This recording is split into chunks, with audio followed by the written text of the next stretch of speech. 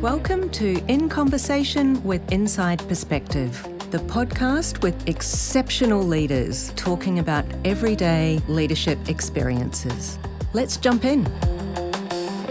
All right, so welcome, Stephen. We spend so much time focusing on what we say as leaders and as people, and I've come to believe that people have this feeling of us long before they listen or hear our words. And I feel like today's conversation is going to take us in this direction. It's very special to me, Dr. Stephen Crawford, to have you here because we had always planned on this conversation, but we thought that you would be on the other side of the world. Right. And here you are, a rainy Sydney day, and I really appreciate you spending your time with us. It's my pleasure. And based upon the work that has happened in me since we actually originally were scheduling this, I don't think it could be at a more opportune time to have this conversation. So I'm grateful to you and just honored. Great to spend you. And you were in the United States just over a month ago, and we spent some time there and just had some good conversations. So I'm really excited to be able to continue for your audience. Amazing. Thank you. Well, for them, it's probably worth just letting them know you are an international keynote speaker, a leadership architect, I love that, and author of your new book, which we will be talking about today, The 5 Stages of Resonance. Yes. And, there's a lot of things that I have titles for. And I do make sure that my kids know that I am a doctor, but they always tell me not the one that can help anyone. And so I'm not sure what they mean by that, but I think it's just, they're the only ones I demand they call it, and they don't, none of them respect it. But I have 2, and neither one of them respect that. The demand, you call me doctor, I'm just kidding. Well, I know that your work has reached millions across 33 countries, which is phenomenal. And that probably is more important than your kids recognizing the impact that you're having, perhaps. Well, we'll work on them. But, my hope is, you always dream of these things. And I think one of the things I dream of is that, like the next time I think I'll probably be returning in the fall, my goal is to bring my daughter with me. I would love her to get some exposure, my son as well, eventually. But she's oldest, so she gets first dibs at pretty much all the international travel that we're going to do. And so it's just like, and at some point, who knows? It'll be a summer month or something like that. Both of them can come, but we'll see how that works. So there's always a time, and it always works out exactly when it's meant to, right? Absolutely. Yeah. So I know that there's so many different directions that we could go in today. I was really keen to focus in on the content of your book for a number of reasons. But one of the things that really caught me is the way that it explores this concept of leadership is kind of not just something we do. It's an experience people have of us. And I don't want to limit that conversation to leadership. And I think there's a kind of starting point there, perhaps. Yeah, I think this, and this is what's interesting. Because I don't want to make any illusions. We talk about the 5 stages of resonance and how we can really begin to transmit and really shape and curate experiences for people to be transformed. And I don't want to make light of that. No. And I do want to say that that's not what most people are doing. And that doesn't mean they don't have influence and impact. So there are people that are not resonating to the degree that I describe in this particular book. And you can see they're shifting things, changing things. They're having an impact on people, and they can influence people. But having influence with someone and getting them to change behavior, getting them to shift ideals or follow a cause, those can be really powerful. Yet the deep transformational work that I believe that many feel called to when they aspire to leadership, it gets undone. It doesn't really touch it. And so we settle for the techniques, the skills, and the tools of what we refer to as influence skills, leadership. But those are more personality aspects, charismatic attempts of trying to motivate and energize people. But that's way above. That's on the surface by comparison to the deep work that I'm talking about, that I really believe that when someone says, I want to be a leader, that they really want to they don't want to just move a person's behavior. They want to transform a person's life. And that's more of what we're talking about in this context. Amazing. So how would you describe resonance in your context? Well, I love the fact that the human mind, Marcus Buckingham refers to as positive negative asymmetry. We have a fixation towards the negative. You know, your kid brings home 4 A's on the report card and 1 F, and you don't think about the A's and the good marks. You literally hone in on the negative one. Like, what just happened here, right? And it's just like we have a imbalance of looking at the negative. And so when we look at leadership, most people think of poor leadership, which is much more easier to recognize. Dissonance. It's when, you know, things clash. When you hear someone, your 8-year-old decided he wanted to take up trumpet, but he has to practice for 2 hours, and that is like torture that the teacher assigned to the home so that you can just have to deal with this noise, sound that's ringing through the house. Because it's, you know when you hear dissonance, you know when you hear that the note isn't working and it's not cooperating with what's happening in me, right? And this is where, you know, little creatures that we claim we love, right? and we still have to tolerate that, and many of us we can only bear for so long, right? That's dissonance. So you have that, and in the middle, which I really love, we talk about. There is this piece that we talk about in the text where it's not quite dissonance, but it's not quite resonance. And so it's that place between where the trained ear can tell, you're not quite, you missed something. And I think that many people that are skilled in leadership, they really want to see people transform. They sit in that place where they can tell when something's off. But most of us, if we're truly aware, even though we may not consciously know, there's something not right with this person, there's something that's not quite connecting, subconsciously, we can pick up on it. But so resonance is just this thing where if you've ever walked into a room, the diction could be off, the way they enunciate their words could be off. They could stutter. They may not have all of the fixings of a charismatic speaker, but the places that they come with, it pulls you in. And I love it at the final stage, and we don't have to go there now, but the final stage is when the room comes to you. And it's almost like the water always finds the lowest point. So if you have water going into a place and everything just pulls into that place and you're resonating, that means the vibration, because, you know, the universe is vibration and everything moves. And so Nikola Tesla told us all about it. And, you know, so the vibration goes through you in a way that agrees with who you are and what you're experiencing when you're connecting with that leader. So a leader that resonates, in primal leadership, Daniel Goleman does a great job at this. A leader that resonates gets 80% more out of their team members. 80%. Than a leader that creates dissonance within their organization. So that's an expensive proposition to have within an organization. Isn't it? A leader that can resonate with the people that they lead. And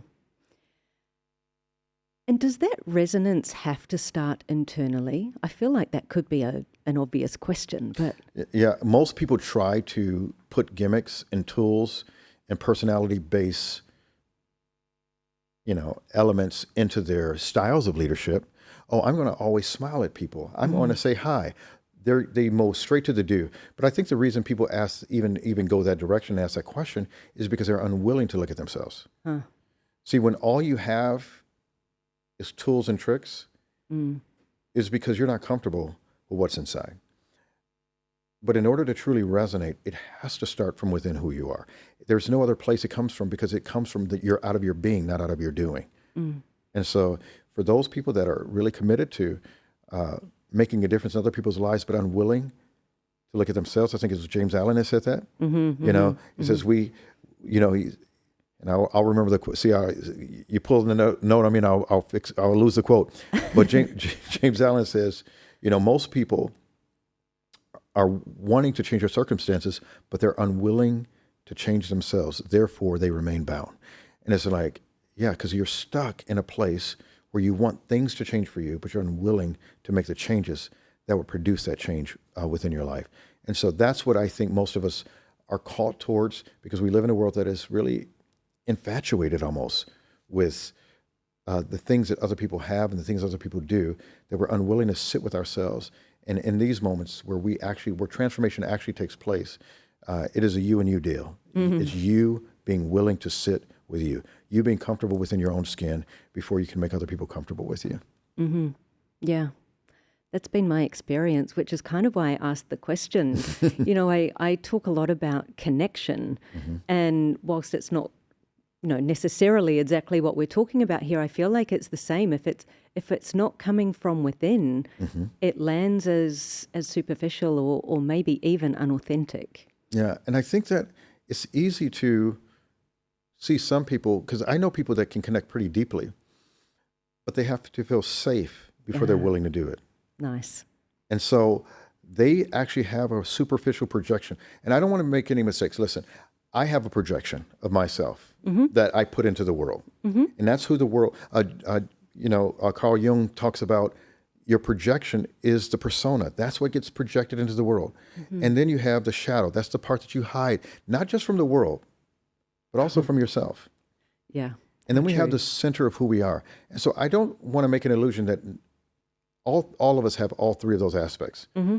And for some of us, we've got about 12 of them. I don't know, we got all types of things going on there, but this isn't a mental health talk. But no, I'm just kidding. Yeah. But we all have different aspects and elements mm-hmm. to who we are.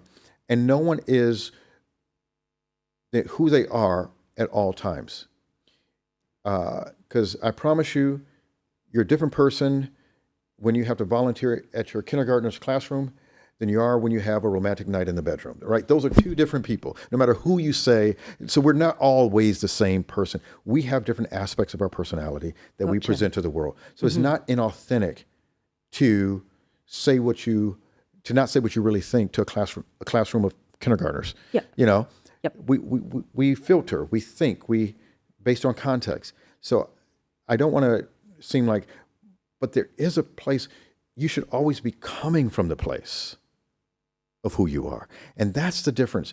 You don't have to display the personality or the attributes, but to come from that center, authentic place of who you are. You should be tied to that person, tethered to that version of you at all times.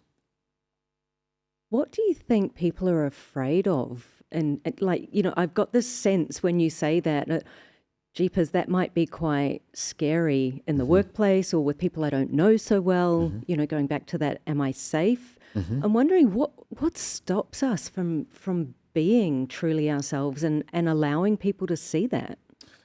Well, the number one, this comes from a professor, which is a philosophy, which is crazy because they're rarely dogmatic. They talk about what might be this, but he says, the most powerful human impulse is rejection. Mm-hmm. It lives at the center of our nervous system. Our survival in life is tied to, after you come out of the birthing canal, being able to be in a place where those people, when you're helpless, the people around you can create a community that makes you safe, that allows you to survive. And therefore, it's very important to notice who helps me survive and who helps me thrive and who is a threat to those things. Mm. So our threat response is the most powerful element of the human nervous system, is the impulse that responds to rejection. And this is true when you hook up EEG machines and all the things. The brain activity is just all very, your nervous system is a very sensitive medium, and it is all centered around this idea of, am I safe? And if you don't accept me, that means I'm not safe.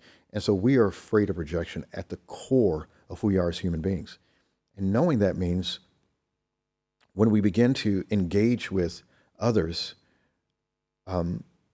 we need to put something out there, almost like a flank, to make sure that if it gets shot down and rejected, at least they rejected that and they didn't really reject the real me, right? We can always pull back and say, they didn't reject the real me, they just rejected a version of me, and that gives us a pseudo safety. But the reality is, I've discovered that the safest that I am is when everything is out, when I'm completely vulnerable. When I walk in vulnerability, it makes me the safest I can be, because people that seem to do me harm self-expose. I can see them quickly and right away. People have trouble trying to manipulate a person who's being completely open. If I am acknowledging where my flaws already are, it's a little more difficult to attack. Yeah, wow. That's powerful. If we can go back to the book, because the opening line in the book is pretty attention grabbing. And I just have the quote here. You will know it, but for our audience's sake, the problem is not that the world is responding to you. The problem is the world is responding to you perfectly. I mean, why did you use that as your opening, and what is it saying? At the core of who we are, the life that we create, I believe that we're all creators.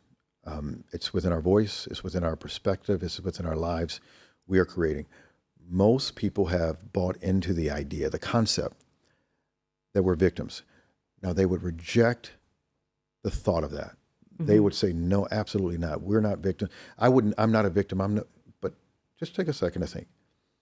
If you believe that your life is a result of anything other than your creation, then you have bought into the idea that you are a victim. And if you're a victim, then you're not truly responsible for the world's ills, for the things that are wrong in your life. You're not really responsible for taking responsibility over your life. And so if you think that you're at the effect of, versus the world has been built by you, the world you live in has been built by you. And I know people always look for exceptions, and I used to love the quote by John Maxwell: stop looking for the exceptions and start becoming exceptional. When you're looking for the exceptions, you're just in this world of saying, I couldn't control that and I couldn't control this. But I promise you, at the core of who you are, everything is determined by how you participate and collaborate with life. And so when you really don't know who that is, it's easy to blame everyone else. When you come to a place where you really see that it's true that I create everything in my life at whatever level, from that place, you can truly assess. And instead of saying, and I use this quote in the book a little later on, it says, instead of saying, what am I supposed to give towards life? It's like, what is life asking of me? What's in me that needs to be developed? What's in me that needs to shift? If I change who I am, then what would that mean to the world that's created around me? That's a whole different perspective. Isn't it? It also feels like it links to your earlier point around rejection. You know, if I take responsibility for who I show up as and what I create, I then have to own that outcome, you know? Yeah, and for better, for good, right? Right. You know, you had people with self-image issues, and I talk about this in the book, where I was told at a very young age that I really wasn't that smart. Not from and you know, there's some back and forth on that. You have teachers that like you and teachers that smile at you. You know, I think I was 8th grade Mr. Congeniality, is what they called me. You know, they wanted to give me something. I wasn't academically, couldn't earn an award. So they're like, hey, he smiles a lot. Let's give him that. So, you know, yeah, congratulations. I got an award. But I remember 10th grade, I had a teacher, Mr. Slick was his name, which is a really strange name but he basically told the class he wanted most of us to drop out because he didn't think we had the academic rigor and intellectual capacity to pass the class. Right. And he wasn't wrong in the sense that we hadn't been prepared for a lot of the ways that he taught and different things like that. But he just figured he'd just clear the deck. And he says, some of you are just taking this because you're this, that. He says, I just recommend you drop it because this is going to get hard and save yourself the trouble. So we go from a class of 34 to 17 within the first week. Wow. I decided I'm staying in. But not because I felt I was smart. I didn't. I'm staying in because who the hell are you to tell me what I can and cannot do? And I made the decision that I'm going to stay in it just because I don't like being told that I can't do something. It was really a rebellion. So even though by the end of the course, the end of the semester, I just barely pass. Mm-hmm. But things start to click and I start to pick up on things and figure things out. So by the end of the second semester, I had an A. I had the top grade in the class, one of the top grades in the class. But my self-image didn't change. I didn't think it was because I was smart. I thought it was because I was focused and determined. I blame grit for my success because your self-image gives you a perspective of the world that tells you who you think you are to the world. And the reality is, if you outperform your self-image, your low self-image will come up and rip that success from you and bring you down to the level that you believe you are. Mm-hmm. That's what Maximo Maltz, when he taught about that in psycho-cybernetics. But what ultimately began to happen is it creates within you a moral code. And people think of morality in different ways. Your moral code is what you feel anytime you act outside of your moral code, you are in violation of what you feel about yourself to be true. And if you think you're weak, dumb, stupid, unintelligent, and that is your true belief, to actually study, to actually apply yourself is immoral.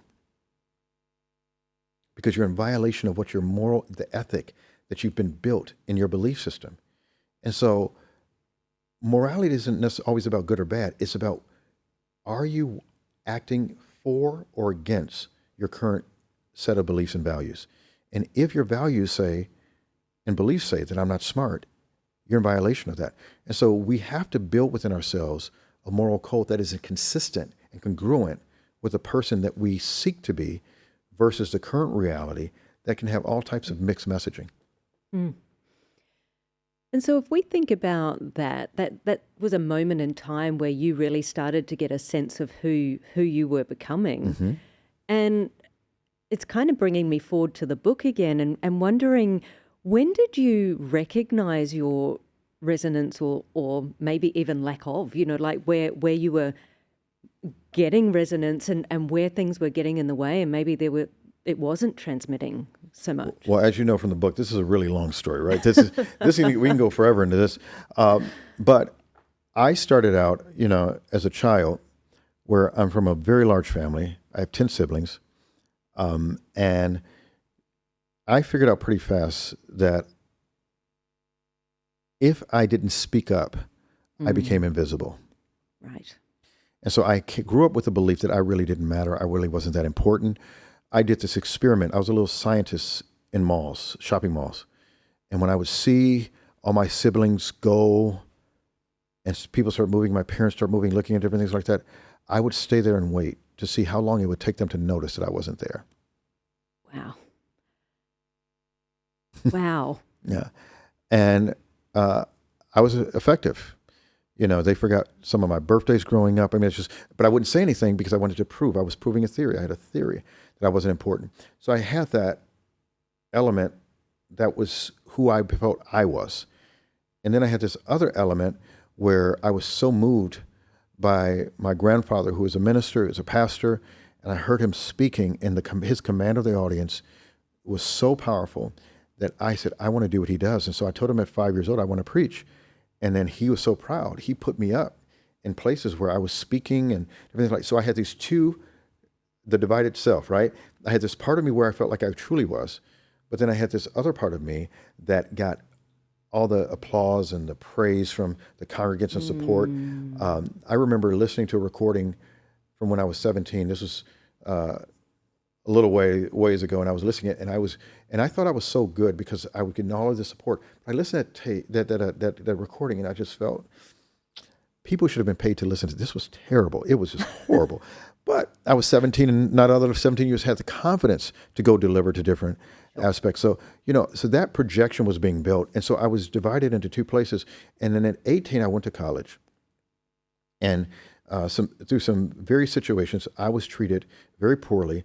A lot of it was a very closed-minded, narrow-minded university where the people did not have a lot of exposure. So I'm coming from Chicago, didn't have a lot of exposure to the dominant culture. They're coming from more rural areas of the United States, and they don't have a lot of exposures to people like me. And it created this clash where they were telling me that ethically and religiously, I needed to stay away from them. Right. And so I built this, and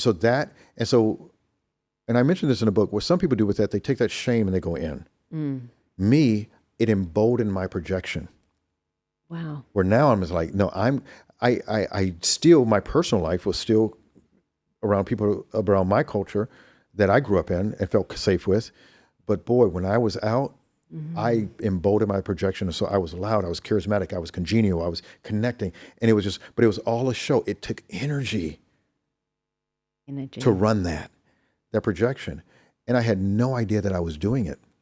And then I'm sitting at an event and I get done speaking and being celebrated and so beautiful, doing what I normally do, walk through the crowds and people say, oh, great job. Oh my gosh. And so I had this beautiful young woman walk up to me and she's smiling and I could tell she's waiting to talk to me.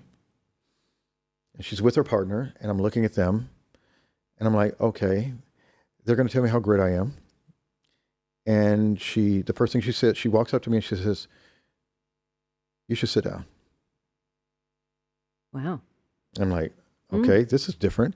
Her partner rolls her eyes and walks off, right? It's like, okay. Seen this before? Yeah, seen this before, know what's coming. And she began to have a conversation with me. She just said, listen, I feel like when you're up there speaking, that you're speaking from behind a wall. And I'm just curious, what's on the other side of that wall? Wow.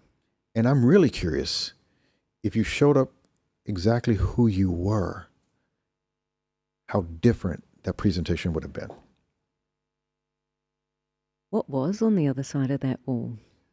It was a belief that if after being villainized, being made to feel insignificant, after feeling invisible, that if everybody knew what was on the other side of that wall, something terrible, something ugly, something would be exposed of who I truly was.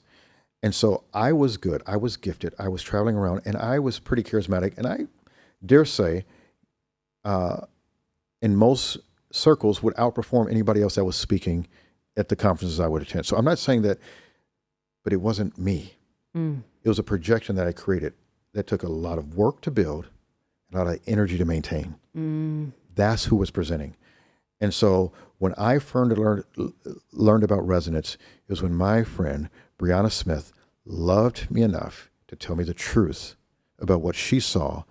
That was a blind spot, but it was so familiar. You talk about resonance. That resonated with me because I knew what I was hearing was truth.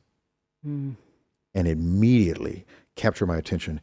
And over the next few years, we literally became best friends and literally communicated often, depending on where I was in the world and different things like that. And it was just a beautiful connection to experience. And in that dynamic, one of the impetuses for me really allowing this book to come through me in the way that it did was because on last year I lost her. And so she passed away. She lost her battle to suicide. And even though she was such a bright light in the world, and still is, it was something that really got my attention, where I did the genesis to where I started speaking from my true self, and I was able to trace it back to that single conversation that she was willing to have with me, that she didn't have to. She didn't have to speak. She didn't have to. She was operating out of pure love. She saw something. She was raised in a religious tradition that made her feel ashamed and evil about who she was. And so when she saw someone else hiding, she noticed it right away. She addressed it right away. And because she had the courage to say it, and then I had the courage to respond, forever changed my life. I can appreciate it would. It's making me wonder, you mentioned that her words meant so much, but they came from a place. Like how do we decipher that? That we can hear words and not believe them, but you just absolutely knew that those words were truth for both of you. Yeah, and it's because it goes beyond the words, right? the energy, when you're coming from a place of pure love, and this is one of the very interesting conversations that I had with her, because one of the things that I've of all the skills that I have, by far, intuition is my strongest. Mm-hmm. I am very attuned because I grew up in a way of needing to understand the slight shifting of wind in an environment. I grew up in violence. We grew up in a house where abuse was common, and being able to guide an environment and navigate and listen with all of your senses, not just the 5, 6 basic ones that we claim that we have. Mm-hmm. I mean, we have over 26 senses, and all of those things are attached to things, and it's extracting data from the environment. Mm. Some people believe intuition is very mystical. I believe it's very scientific. Mm. And I think our other than conscious mind is constantly scanning the environment. And we can hear and feel things. We can sense when someone is stressed and their body temperature shifts, more cortisol, the flushness to the face, the anger, the hostility. You can feel contempt and all these things. It's just, and I know people that have sworn that I have psychic ability. No, I've learned how to listen to the information that's at hand. And so because of that, when someone comes from a place of love, it's not the words that they use, more it's the energy and the places they come from, that they're doing it with an open heart. And I remember being in a conversation with her because as a presenter, I was always afraid to stand people up and have a conversation open mic in front of the audience. She said, why are you afraid of it? Because she said, you should be doing this. The stuff you do one-on-one, the whole audience should be able to see that. Mm-hmm. She said, it's so fascinating and phenomenal the way you're able to break things down and help people work through, and it would be beneficial for everyone. I said, I'm not comfortable doing that. She said, well, why not? I said, well, we live on 3 planes of existence for the most of us. Some of us live on a surface, and we're happy there. We're surface people. We've all met surface people, right? 100%. And those people are not in touch with anything happening in their life other than what's happening in the superficial surface of their lives. Mm-hmm. I said, then there's people who live at the center of their life, which are more emotionally connected. I said, and there are people who live at the core. They understand. I said, and if I see something intuitively that speaks to the core of someone and they're a surface person, they'll reject it. They'll say, that's not true. And that's embarrassing in front of all these people. And she looks at me and says, Stephen, she says, if you're led with love, you'll never take people where they're unwilling to go. Wow. And that's, yeah. So the reason I wasn't offended, she knew she can go anywhere because she knew what she was being guided by. Mm-hmm. And if I wasn't ready, love wouldn't have given her the impulse to even have the conversation. Mm. But there was something that there was a knowing when you're centered and you're anchored in love that it's not about being received, but there's nothing in me that I had nothing to fight with. Well, and I've seen you present, and I think you bring that back through you to your audience as well. You know, that no matter how they respond, you're coming with love, so it doesn't matter. Mm-hmm. Yeah, and I know people, because some of the things I deal with, I do believe in some of the healing power of using words and the experience to create moments where people can get breakthroughs. And so because I believe in that, a lot of the things that I do are very difficult for people. I have this one exercise I do where I invite people to reimagine soon after conception where they were. Mm-hmm. They were covered in a sack, completely warm, completely loved. In that sack, you get to pull in everything that you need. You need vitamin B, you need D, you need everything. You call for it. It's there. You are perfect. You are essentially a little God of your universe, right? You have everything that you need. Mm-hmm. And we're not destined to stay there. There's a moment in time where we need to transition. But as we come out, and I literally ask people to get into that state, and I will make a loud sound to say, and wake up. Mm-hmm. And literally, you have people shocked because they were in a deep, reflective state. And I talk about what Borges Viasekle calls the original trauma, the cutting of the cord, where we were destined to come out, but by coming out, it leaves us in a place where the safety that we had on the inside needs to be recreated by the community that we have on the outside. And because we come out to broken people,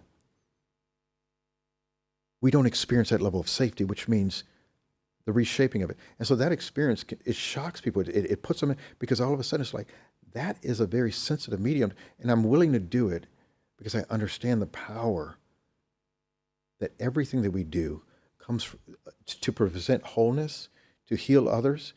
It doesn't matter whether you have a calling for suicide prevention, to go against the sex trades that are out there running rampant on our planet. If you're trying to cure homeless or starvation or whatever, you have a calling. You don't do it from a place of brokenness that you came out to, but a place of remembrance that all of us at some point remember what it was like to be whole, to be fully loved and fully supported by a universe that kept us safe, no matter what our situation was when we came out. And I'm committed to people seeing that, even though it can be very disruptive and very disturbing for some people. In the book, you talk about soul frequency. Is this what we're talking about now, or is that something additional? So with soul frequency, it's talking about living from the level of emotion. And I know that, the first part of the book has to do with the self and the integrity frequency. And that's when you and your message can't be separated. There is no daylight between what you believe and what you communicate. That is, you're unified in that sense. And just to go back on that, the architecture of that integrity frequency, it doesn't matter. This isn't about moral judgment. This isn't about good or bad. Because the good and the evil people of the world have all used the same architecture of building a consistency between who they are and what they say. There is no daylight between them. And some have been able to lead countries to genocide and complete disruption and all types of evil, and other people to that of good. But the consistency is the same. So, but from that's the first stage, is to have that integrity frequency where you and your message are one. And out of that, it's not just about the significance of you being connected to your message and just saying what you believe, but this next phase is that emotional frequency. It's that soul frequency where literally the emotions have come from a place where you are truly convicted. Your heart is so connected to what you're trying to do that it flows out of you in a way where people can feel that the sincerity, the authenticity, and the love, essentially, for the people, if it's a good person, right? And they can also feel the disdain, the contempt, and the rejection by someone who would use their pulpit, use their power for things that are not so good. Do you think this leads to a time where we feel much more connected to like a lived experience rather than, like a performance or a show, or, I'm thinking about a presenter right now, but I guess in leadership, it looks like somebody kind of performing leadership rather than being a leader. Like, I don't think it matters on the context, but I don't know. What do you think about this lived experience versus and that's what we use that's the third stage. I mean, most people literally are very content to go to a university, collect information, and present information as what needs to be done. Yeah. And I remember doing a training opportunity for, Boston Consulting Group is this big, multi-billion-dollar conglomerate, consulting firm that just literally hire kids out of college from Ivy League schools, and they tell them right away, there is no such thing as work-life balance, not at this level. You will be working 80 to 90 hours a week, if not more. Wow. And I was instructed before doing the leadership training, you are not allowed to talk about work-life balance. The last trainer that they had tried that and created confusion. No, they know what they signed up for. That's not your job. Because that's one of the things they would respond with. Well, how do we do this when? And then, so it was an invitation. So here I'm thinking to myself, as someone who had been consultant at that point for well over a decade, that I'm training people who have very astute calculations and very strong minds as far as the academic, but they have zero lived experience. So they can tell you exactly what something looks like without ever being there. They can tell you exactly what something feels like through description with never ever touching it. And there's a difference and a distinction between someone who takes you where they've been and someone who tries to explain to you where you need to go. There's two different levels. And the belief that you're able to adopt and absorb from that, it's night and day. I feel like that's the distinction with your book. You know, most books that are talking about any form of communication, it is all about the surface level technique and, you know, almost things we've alluded to. And your theory is so much deeper than all of this. You talk about the 5 stages or the 5 steps, mind, heart, body, spirit, and social. What is the most important thing for us to talk about in regards to those 5 things? Alignment. Alignment. I mean, it really is. It's the alignment of it all. It's like, you know, I grew up because I grew up in a very strong spiritual formation tradition, very spiritual. My intuition is incredibly astute. I can pick up things in the atmosphere. Mind, and some people think mind is just intelligence. No. I have street smarts.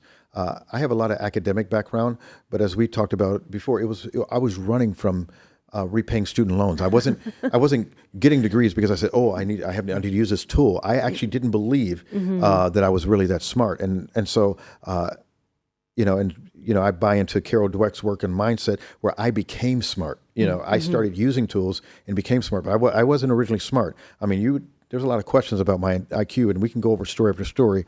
It's not that bright. At the same time, when I talk about mind, I talk about its ability to do what needs to be done, because the mind is a protector. And being protected from heartbreak, disappointment, all those things, the mind has created very sophisticated mechanisms, self-protection mechanisms, maladaptive behaviors that I thought were my personality in order to protect me. Like when I lost Brianna, it was the first time in my life that I'd ever grieved.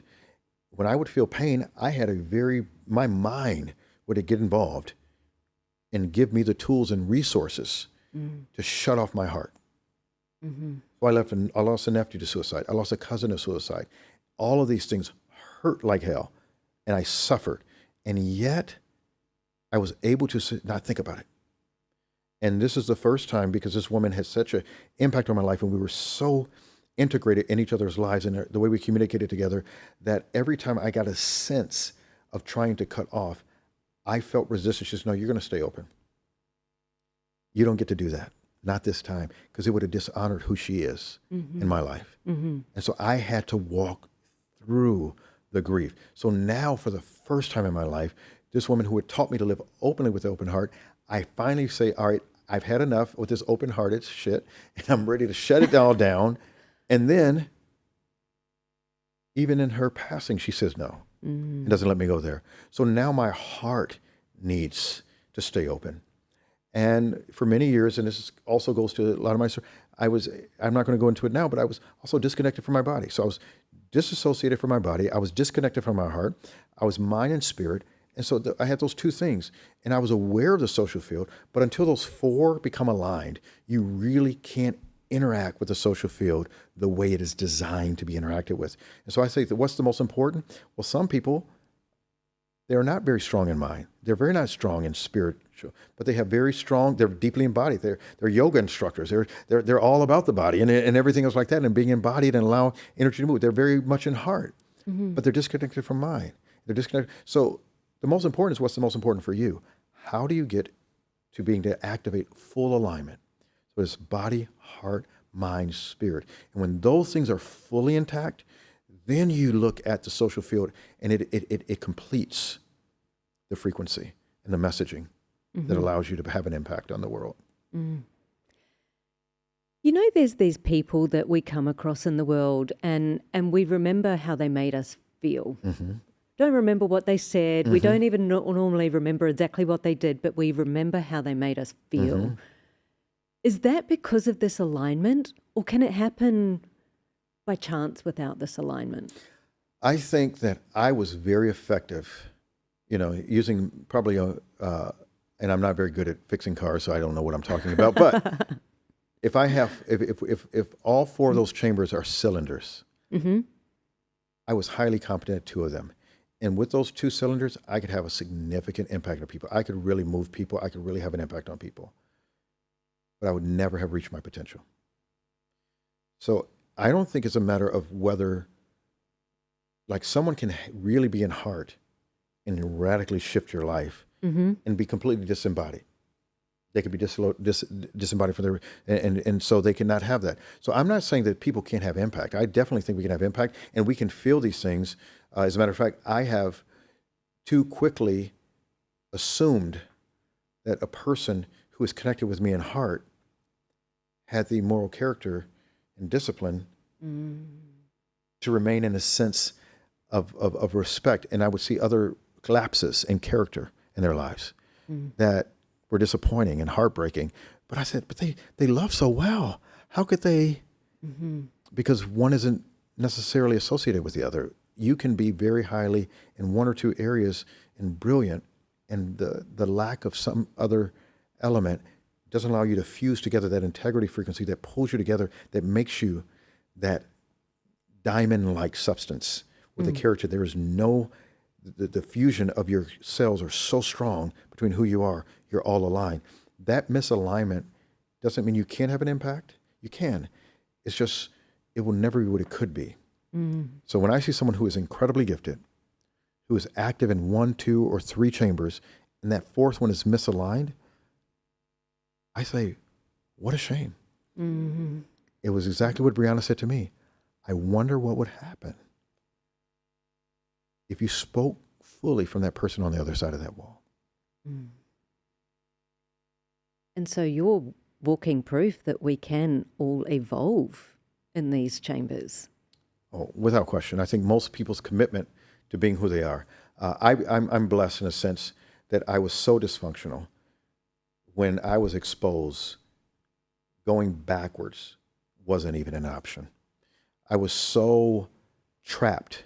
The energy was so exhausting to maintain the projection. It was so lonely living inside of a world where no one truly knew who I was. That level of exposure invited me to a place. Many people are just satisfied enough. It says we live lives of quiet desperation. I know that's most of us, but most people are just satisfied enough. And I would say that that's unfortunate. I think we're truly honest with ourselves. We need to sit with ourselves and wonder, do I want to be good enough? Or do I really want to live a life? And it comes with a cost. I'll just tell you that I lost clients. I lost a lot in my commitment to be true to myself, to start living from a place of authenticity. It cost a lot, and I wouldn't change it for the world. Well, because it cost a lot, but there was a cost to staying the same too, right? It's just which cost do we want to invest in? Yeah, and I think that's the power. The prison of regret is a lot more expensive than the pain of change, and I didn't want to live that. I didn't want to live that as much as it hurt. And you can have family situations where you can hurt your children because you're looking at decisions that you have to make what's in the best interest of your authenticity. You have family members that are disappointed because the projection was what they relied upon. The projection was what they depended upon. That's who I wanted in my life. I needed you. And even some of the relationships and friends that are based and heavily rooted in that projection, they become unsustainable at some level. And it doesn't mean you can't be connected to them, but you just can't. You can't show up with a mask anymore. Yeah. So when people read this book, what do you hope that they remember about themselves in that process? I am very much bottom line when it comes to that.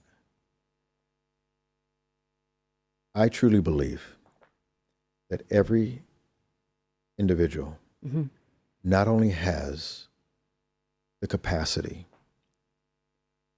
but the deep calling vocation gets thrown around a lot, but vocation comes from the Latin word vocative. It's a call to make something better in the world, generationally, globally. I want to make a difference. I was born here to make a difference. And most people get so discouraged and so disheartened by everything. I truly believe that if someone really understands what resonance is and having a resonant frequency where you literally become true with yourself and integrous between you and what you're called to share, emotionally convicted, experientially drawn from, and you literally have the discipline of thought and put the time to understand, and you can allow yourself to be in that spirit of flow. When those 5 things are resonating, you can not just change your life, you can change the world. And I believe that there are so many people walking around here like disinspirited bodies. They're human doings and not human beings. They lack alignment, and they don't even know how much they're suffering because the mask has become so intertwined with who they are, they can't tell the difference anymore. And the liberation, and I think this was me and Brianna's, if people could really be activated. We had this thing where we're going to release people's voices. We're going to allow them to be liberated, to see that their own voice is their power. That is the dream, that people would see that, know that. It would awaken within them just something so different that they're ready to make their difference in the world. I'm not saying that everybody's going to do the impossible. Stephen Crawford talks about Art of the Impossible. One of my favorite books that he wrote is Art of the Impossible, is just doing the impossible. But sometimes it's not just the moon rock or the moonshot or the whatever. Sometimes it's the little impossibles. What are the difference you can make today in your life, in the family, the community, and the people around you? That's what becomes central to what I hope that people can really tap into, get fully aligned, and be willing to allow the power of their own voice to reverberate in such a way that it resonates in a world that is desperate for it. I know that this book came from love and from, a difficult time. And it feels like what you've just described is not just impact and making a difference. It feels like what you've described is legacy for you. Yeah, I think so. I hope to live a long, prosperous life, and beyond. And yet, I know that what has just been birthed forth in this has the capacity and has the ability to have an impact on people in a way that I hope lasts much longer when I'm gone. So. Well, I feel like there are so many other avenues we could take this afternoon, and is probably a great time to bring this together. Where can people find your book, buy your book, follow your work? Tell us more about that. Yeah, so, the name of the book is 5 Stages of Resonance. So if you went to 5stagesofresonance.com, you would find the book, and you can buy it on Amazon. Just about any of the distributors will probably have a version of it. I know the main print versions are only available on Amazon right now because they're the largest marketplace in the world. So, but the audiobook, I think, is by the time of this delivery, hopefully it will be out. It's in pending reviews of all of the different things and all of the things. So they'll be out. And I really believe that just getting the book and sharing it, walking through it. I know there's some free resources that we'll have for if you purchase the book. You can go to the site 5 Stages of Resonance and get some of those free resources that we have in queue. And so, but it's more than, in my opinion, it's more than just a book.